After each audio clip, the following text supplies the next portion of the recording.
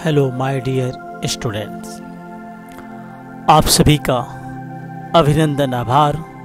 आपके पेरेंट्स का दिल से सादर प्रणाम और सभी विद्यार्थियों को मेरा शुभ आशीर्वाद। आज की पुस्तक हिंदी व्याकरण के अंतर्गत पार्ट नंबर 2 लेसन 8 कारक के बारे में चर्चा करेंगे। और आज के इस कवर स्टोरी में चर्चा करेंगे गुरु शिष्य के प्यार और स्नेह की, अर्थात प्यारे प्यारे बच्चे हो, दिल के कितने अच्छे हो, अच्छी अच्छी बातें करते हो, इसीलिए हमको अच्छे लगते हो। आइए अच्छा बनने के लिए हम आपको लेकर चलते हैं इस उड़ान की दुनिया में। उड़ना है तो अपना आसमान ढूंढो, उड़ना है तो अपना आसमान ढूंढो, भीड़ में अपनी अलग पहचान ढूंढो। अर्थात इस भीड़ की दुनिया में अपनी अलग पहचान बनाने के लिए कुछ तो करना ही होगा। अर्थात करना है तो करना है, गिर जाओ तो तुम्हें संभलना है, जब तुमको आगे बढ़ना है तो करना है तो करना है। तो आइए हम आपको लेकर चलते हैं इस कारक की दुनिया में। इसके पहले पार्ट नंबर 1 में कर्ता कारक के बारे में मैं आप बता चुका हूँ। कर्ता कारक की पहचान कैसे करेंगे उसके बारे में हम चर्चा कर चुके हैं। आज हम चर्चा करेंगे कर्म कारक और कर्म कारक की पहचान के बारे में चर्चा करेंगे कि कर्म कारक की पहचान हम कैसे करते हैं। जिन शब्दों पर क्रिया के कार्य का व्यापार का फल पड़ता है, जिन शब्दों पर उस शब्द को पकड़ना है कि वह शब्द कौन सा है जिस पर क्रिया के कार्य यानी क्रिया जो हो रही है उसके कार्य का प्रभाव पड़ रहा है, रिजल्ट का असर पड़ रहा है। ठीक है, उसी को कह रहा है जिन शब्दों पर क्रिया के कार्य का, ध्यान दीजिए, जिन शब्दों पर, किन शब्दों पर उस शब्द को पकड़ेंगे वह कौन सा शब्द है, वह शब्द कर्म कारक हो सकता है और उसके पास कर्म कारक की विभक्ति लगी होगी। राइट, तो जिन शब्दों पर क्रिया के कार्य यानी क्रिया जो हम कर रहे हैं उसके वर्क का फल उसी पर पड़ेगा, तो उसी को हम कर्म कारक कहेंगे। और कर्म कारक का चिन्ह है को, कर्म कारक का चिन्ह है को।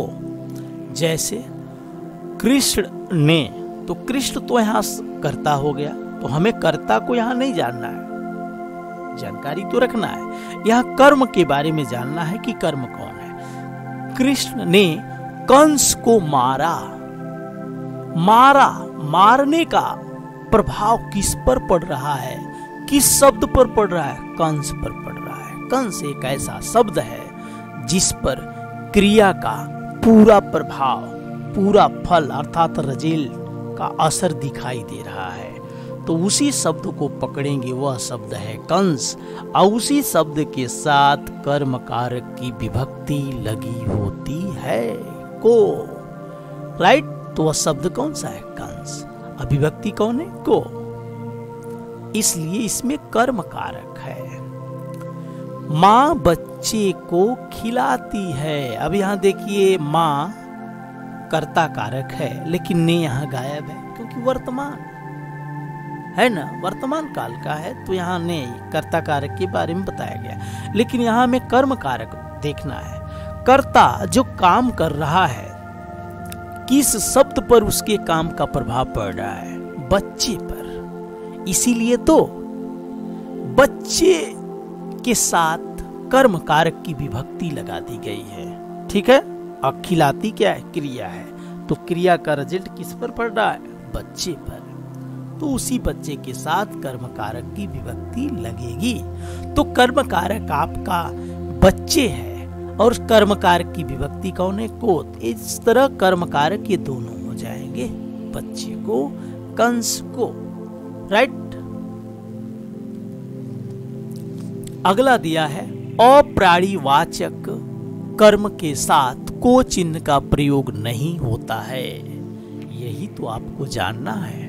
अप्राणीवाचक, प्राणीवाचक का मतलब वह शब्द जिसमें प्राण हो। जैसे कंस क्या है? प्राणीवाचक है, उसमें प्राण है, जान है। बच्चा क्या है? बच्चा भी प्राणीवाचक है। और अप्राणीवाचक का मतलब कोई वस्तु होगी जिसमें प्राण नहीं होगा, उसके साथ को लगा नहीं होता है बल्कि को छिपा होता है। जैसे रमेश स्कूल जाता है, तो रमेश कहाँ जाता है? स्कूल। अब कोई बोलता है रमेश स्कूल को जाता है, तो स्कूल क्या है? अप्राणीवाचक है, इसलिए स्कूल के साथ को नहीं लगेगा। ये नियम है, राइट। तो रमेश स्कूल जाता है, जाना जो क्रिया है, इस क्रिया का प्रभाव किस पर पड़ रहा है? स्कूल पर। चूंकि स्कूल अप्राणीवाचक है, इसमें प्राण नहीं है, इसलिए को विभक्ति नहीं लगाएंगे। लेकिन ऐसा नहीं कि को नहीं है, को है लेकिन छिपा हुआ है, राइट। अगला है नेहा गीत गाती है।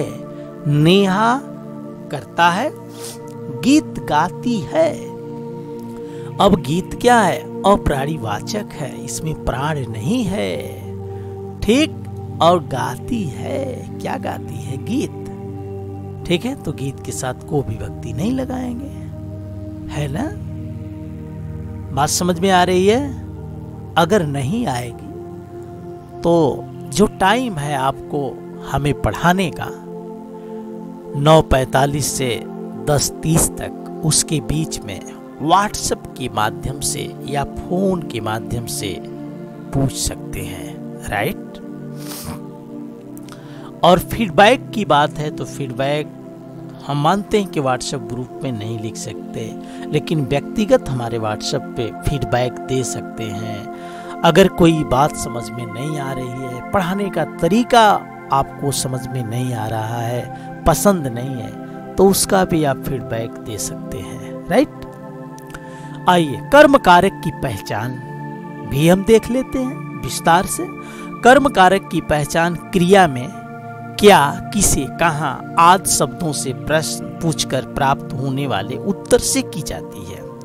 यानी क्रिया जो है, उस क्रिया में क्या से प्रश्न करेंगे, किसे से प्रश्न करेंगे, कहाँ से प्रश्न करेंगे, कहाँ शब्द से प्रश्न करेंगे, और जो उत्तर आएगी उत्तर से हम पहचान लेंगे कि मतलब कर्म कारक है ये, है ना। गाना तो आप सुने ही होंगे, तेरी खुशबू से पहचान लूंगा।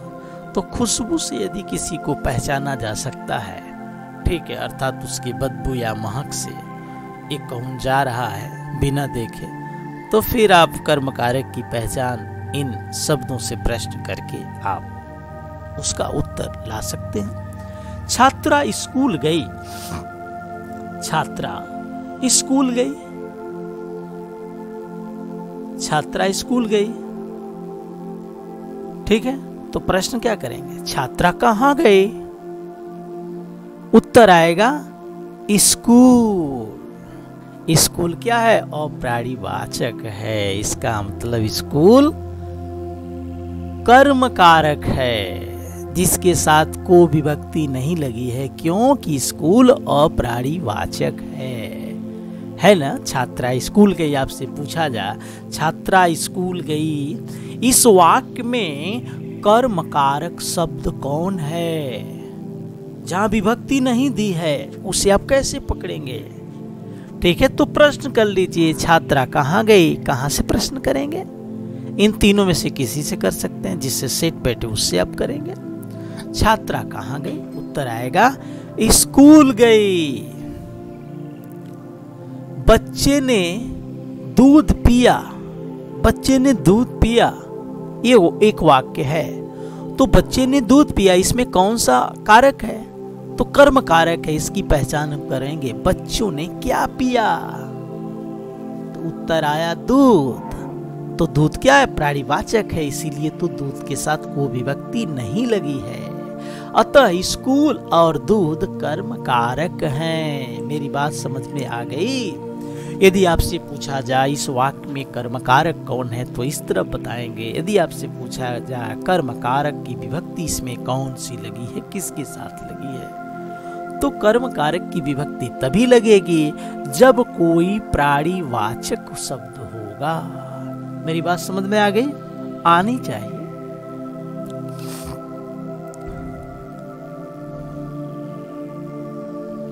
एक और बताते हैं, करण कारक, कर्ता जिस साधन या माध्यम से कोई कार्य करता है उसे करण कारक कहते हैं। करण कारक के चिन्ह से के द्वारा के साथ आद होते हैं। ठीक है, तो हमारे अनुसार अगर आपको दो चीज बताई गई है, करण कारक और कर्म कारक, तो हमें लगता है कि आज बस इतना ही।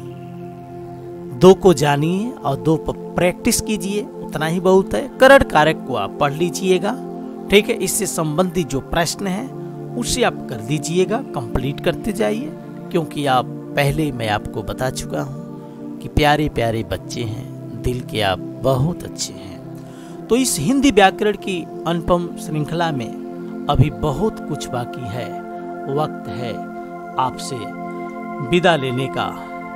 जय हिंद, जय भारत।